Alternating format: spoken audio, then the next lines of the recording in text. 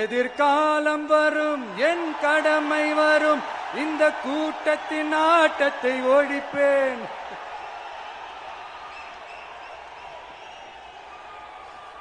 மக்கள் அரசியல் என்ற அந்த சவுக்க கையில் எடுக்கலாமா? யாருக்கு எதிரான தானே கேக்குறீங்க? வேற யாரு? மறைமுக உறவுக்காரர்களான பாசிச பாஜகவும் பாய்சன் திமுகவும் தான்.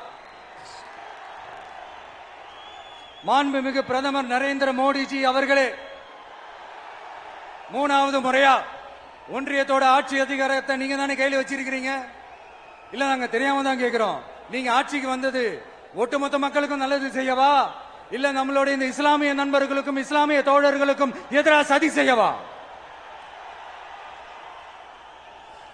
மக்களுக்கு உங்ககிட்ட கேட்கறதுக்குன்னு ஏராளமான கேள்விகள் இருக்குது.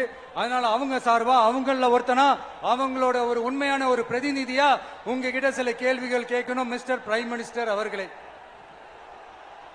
நம்ம தமிழ்நாட்டு மீனவர்கள் கிட்டத்தட்ட ஒரு 800 பேருக்கு மேல இலங்கை கடற்படையால தாக்கி அழிக்கப்பட்டிருக்கிறாங்க. அதை கண்டிக்கிறதுக்காக உங்களை பெருசா எதுவும் செய்ய சொல்லல, சின்னதா ஒண்ணே ஒண்ணு மட்டும் செஞ்சு கொடுங்க. இனிமேலாச்சு எங்களுடைய மீனவர்கள் பாதுகாப்பா இருக்கிறதுக்காக இந்த கச்சத்தீவை இலங்கை கிட்ட இருந்து மீட்டு கொடுத்துருங்க, அது போதும். உங்களுடைய இந்த முரட்டு பிடிவாதத்தால நீங்க நடத்துற இந்த நீட்டு தேர்வு, அதனால இங்க என்னென்ன நடக்குதுன்னு சொல்றதுக்கே மனசு வலிக்குது. அதனால அந்த நீட்டு தேர்வு தேவையில்லைன்னு அறிவிச்சிருங்க, அது போதும். செய்வீர்களா திரு நரேந்திரபாய் தாமோதர் மோடிஜி அவர்களே? எங்களுக்கு என்னென்ன தேவையோ என்னென்ன நல்லதோ அதெல்லாம் செய்ய மாட்டேங்கிறீங்க. ஆனா ஆட்சி அதிகாரத்தை மட்டும் கையில வச்சுக்கிட்டு மக்களை ஏமாத்த நேரடியாக ஒரு பாசிச பாஜக அடிமை கூட்டணி ஒண்ணு.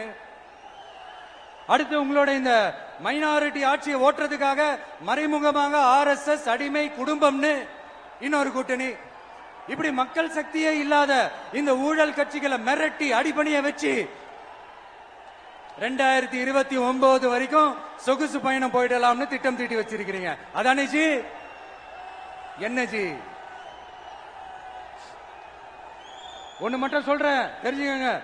என்னதான் நீங்க இந்த நேரடி மறைமுக கூட்டணி குட்டிகரணம் போட்டாலும் தாமரை இலையில தண்ணியே ஒட்டாது. தமிழக மக்கள் மட்டும் எப்படி ஒட்டுவாங்க?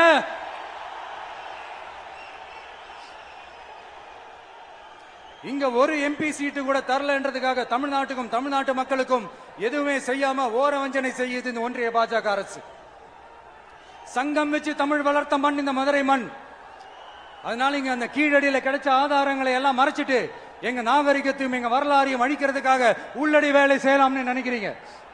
தமிழ்நாட்டை தொட்ட என்ன நடக்கும் நீங்க பல உதாரணங்கள் இருக்குது. அதனால இதையெல்லாம் மறைச்சிட்டு எங்க மக்களை ஏமாத்திடலாம்னு மட்டும் நினைக்காதீங்க. மத நல்லிணக்கத்திற்கு பெயர் பெற்ற இந்த மதுரை மண்ணிலிருந்து சொல்றேன், உங்க எண்ணமெல்லாம் ஒரு நாள்